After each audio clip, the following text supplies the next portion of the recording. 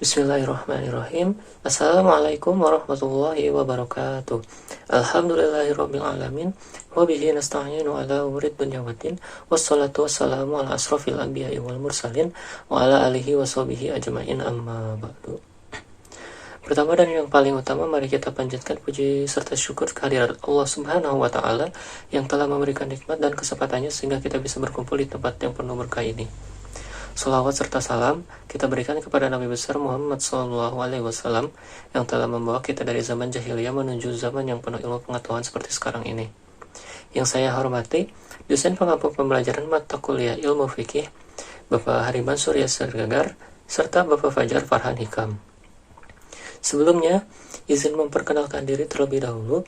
Nama saya Rizky Al-Fajri dengan nomor NIM 121207094 dari kelas C semester 2. Baiklah, pada pembahasan materi kali ini yaitu saya akan menjelaskan maupun memaparkan kembali materi kali ini yaitu muamalah. Pengertian muamalah dari berbagai aspek. Yang pertama yaitu secara etimologi. Muamalah secara segi bahasa berasal dari kata amala, yu'amilu, dan muamalat. Artinya yaitu saling mengamalkan, saling bertindak, atau saling melakukan. Jadi bisa diartikan bahwa arti muamalah melibatkan lebih dari satu orang sehingga akan menimbulkan suatu hak dan kewajiban pada masing-masing individu. Sedangkan apabila dari segi istilah, memiliki dua arti berdasarkan fikih, yaitu pengertian dalam arti sempit dan pengertian dalam arti luas. Muamalah dalam arti yang sempit bisa diartikan sebagai kegiatan tukar-menukar suatu barang dengan menggunakan cara yang sesuai dengan aturan Islam yang juga bermanfaat. Yang kedua yaitu menurut Al-Quran. Dalam Al-Quran juga sudah memiliki aturan tentang muamalah. Muamalah dalam Islam merupakan sebuah hukum dan aturan yang mengatur tata cara yang tepat dan benar menurut syariat Islam untuk memenuhi kebutuhan dunia. Dengan memahami muamalah, maka dapat membantu umatnya lebih memahami dan mana yang halal dan mana yang haram. Untuk itulah penting untuk mempelajari syarat dan hukumnya agar tidak melanggar hukum dan aturan Islam. Yang ketiga, muamalah berdasarkan ilmu fikih, yaitu sebuah ilmu yang berkaitan dengan muamalah, diantaranya yaitu kegiatan transaksi yang telah disesuaikan dengan hukum dan aturan syariat Islam dan juga didasari oleh dalil-dalil Islam dengan rinci dan yang berkaitan dengan perilaku manusia. Ruang lingkup fikih juga muamalah meliputi kegiatan yang berdasarkan hukum Islam seperti halal, haram, wajib, sunnah, makruh, dan mubah yang berupa perintah dan larangan dalam bermuamalah. Tujuan muamalah adalah terciptanya hubungan yang harmonis antara sesama manusia sehingga tercipta masyarakat yang rukun dan tentram.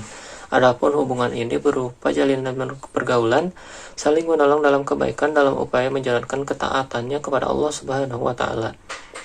Hal yang perlu diperhatikan adalah bahwa Allah memerintahkan hamba-Nya untuk saling membantu dalam perbuatan baik dan melarang untuk saling mendukung dalam perbuatan kejahatan, kebatilan, dan kezaliman. Oleh karena itu, setiap manusia dianjurkan untuk selalu menjaga hubungan baik dengan manusia lainnya. Jenis-jenis muamalah, yaitu yang pertama ada syirah. Dalam ilmu muamalah, syirah merupakan suatu akad di mana dua pihak yang melakukan kerjasama dengan tujuan untuk memperoleh keuntungan. Selain itu, syirah juga bisa dimaknai mencampurkan dua bagian menjadi satu, sehingga tidak bisa dibedakan antara satu dengan yang lainnya.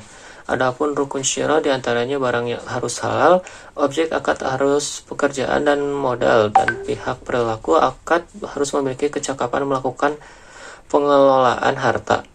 Yang kedua yaitu ada jual beli. Dalam hukum Islam, kegiatan ekonomi memiliki arti suatu kegiatan atau kesepakatan dalam menukar barang dengan tujuan untuk dimiliki selamanya. Adapun beberapa syariat saat proses jual beli diantaranya berakal sehat, transaksi dilakukan atas dasar kehendak sendiri, dan penjual maupun pembeli harus punya akal balik dan lain sebagainya. Selanjutnya ada murabahah. Murabahah adalah transaksi atau pembayaran angsuran yang diketahui oleh kedua pihak baik dari ketentuan margin, keuntungan, atau harga pokok pembelian. Selanjutnya ada sewa menyewa. Sewa menyewa atau dalam Islam disebut akad ijirah merupakan suatu imbalan yang diberikan kepada seseorang atas jasa yang telah diberikan seperti kendaraan, tenaga, tempat tinggal, dan pikiran. Selanjutnya ada hutang piutang. Hutang piutang adalah menyerahkan harta dan benda kepada orang dengan catatan suatu saat nanti akan dikembalikan sesuai perjanjian. beberapa rukun hutang piutang, diantaranya harus ada barang atau harta, adanya ijab qabul, dan adanya pemberi hutang atau penghutang. Salah satu hal yang harus dihindari ialah menjauhi riba. Adapun ruang lingkup muamalah madi yaitu jual beli atau al-bai' at-tijarah. Yang kedua ada gadai atau ron, selanjutnya ada jaminan dan tanggungan atau kafalah dan dam, pemindahan utang atau hiwalah, jatuh bangkit atau taflis, batas bertindak atau al-hajru, perseroan atau pengkongsian atau asyisyirqah, perseroan harta dan tenaga atau al-mudharabah, sewa menyewa tanah atau al-musaqah al-mukharabah. Yang selanjutnya ada upah atau ujral al-amah, gugatan atau asyufah, sayembara atau al-ji'alah, pembagian kekayaan bersama atau al-kismah, pemberian atau al-hibah, pembebasan atau al-ibro, damai atau as-sulhu. Lanjutnya itu ada masalah-masalah tentang bunga bank, asuransi, kredit, dan masalah lainnya.